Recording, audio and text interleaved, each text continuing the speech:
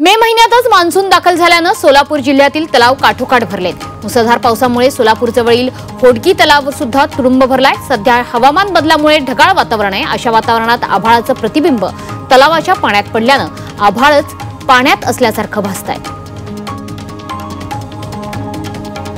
जालन्यातील बस स्थानक परिसरात मोबाईल पैसे चोरताना प्रतिकार केल्याने तरुणाचा खून झाल्याची धक्कादायक घटना घडली आहे। बस स्थानक परिसरात एका तरुणाचा मृतदेह आढळून आला होता। या प्रकरणी सदर बाजार पोलीस ठाण्यात गुन्हा दाखल करण्यात आला।